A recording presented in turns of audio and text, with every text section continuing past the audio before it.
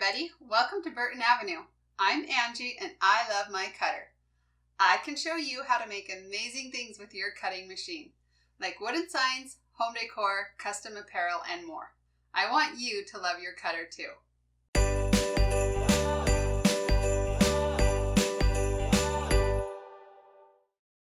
Welcome to day 20 of my 25 Days of Craftmas series.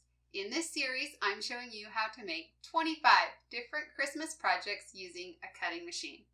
And I'm sharing the SVG files I used to make these projects for free. So if you've missed any of the previous days, be sure to check them out. Today, I'm showing you how to make these cute Christmas wooden blocks. These blocks are easy to make and are a great way to use up your scrap wood. For this project, you'll need a square piece of wood, a little wooden knob, raffia wire, and even some ribbon if you want. You need some paint, vinyl, and transfer tape, and of course, your cutting machine. You can find the complete list of supplies below or over on my blog at burtonavenue.com. Now let's head over to the craft room and get started. The first thing we need to do is grab the SVG file we'll be using for this project. You can get it for free on my blog at burtonavenue.com. I keep all the SVG files for the projects I make in my free SVG library. These files will work with all kinds of cutting machines and are free to everyone.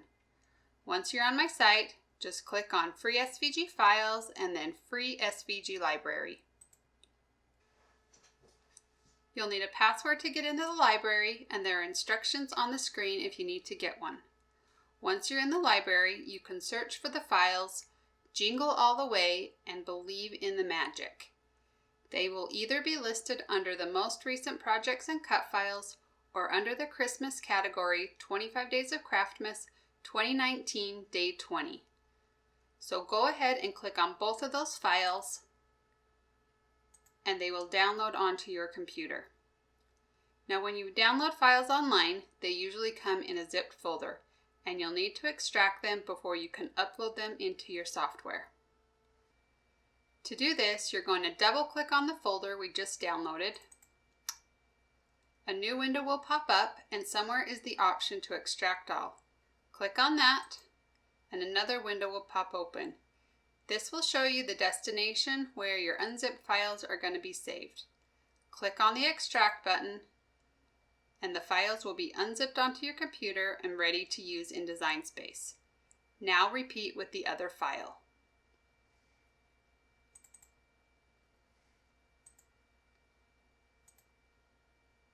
So let's head over to Design Space and start a new project.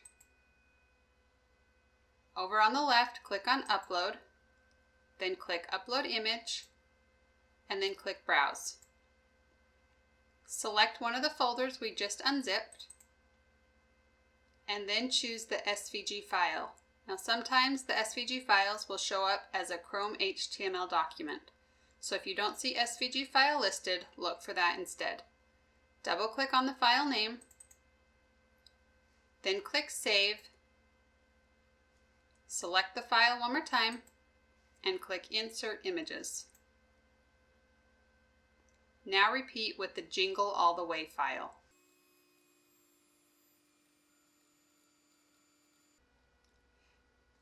Now both designs will appear on your Canvas screen, and we just need to resize them so they'll fit on our wooden blocks.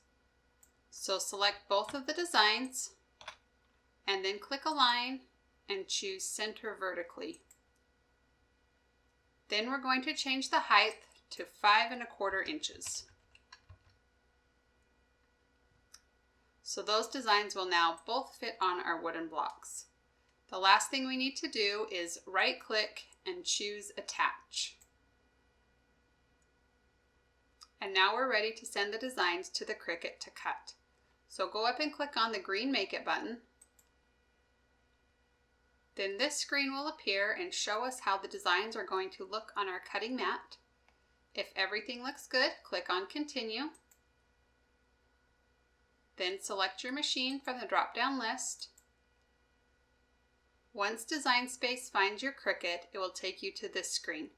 Make sure your material is set to vinyl and then go load your mat. Place a piece of adhesive vinyl on your cutting mat. Smooth it out so there aren't any wrinkles or bubbles. Then load it into your machine by pressing the up and down arrow button. When your Cricut is ready to cut, the C button will light up. Press this button and the machine will start cutting. When the Cricut is finished, press the up and down arrow button again to unload your mat. Now let's get our wooden blocks ready to paint. Start off by making sure they're sanded down nice and smooth. Then use some E6000 to glue the wooden knobs onto the top. Let those sit for about 30 minutes until the glue has dried. Then you can paint the entire block white. While the paint is drying, we're going to get our vinyl ready. So weed away the excess vinyl of the design.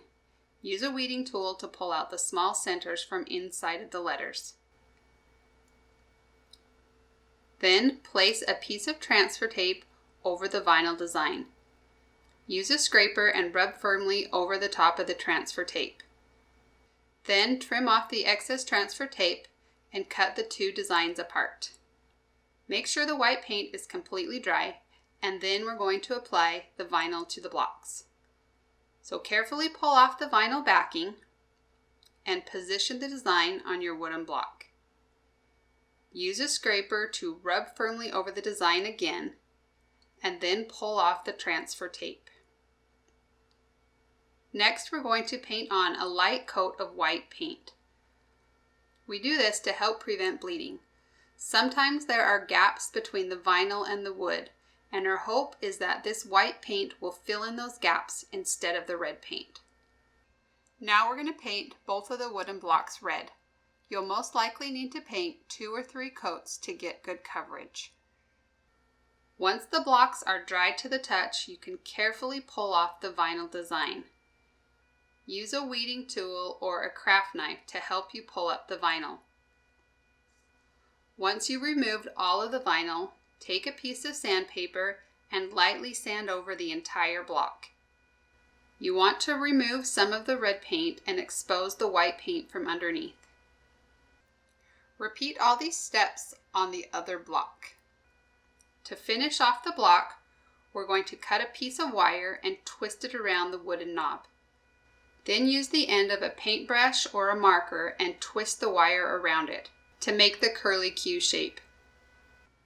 And finally, tie on a few pieces of raffia and trim off the ends.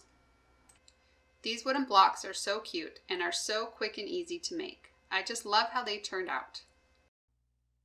Didn't they turn out cute? They're just the perfect little decoration for Christmas. I hope you enjoyed them too, and I hope you'll join me again tomorrow for another day of Craftmas. See ya!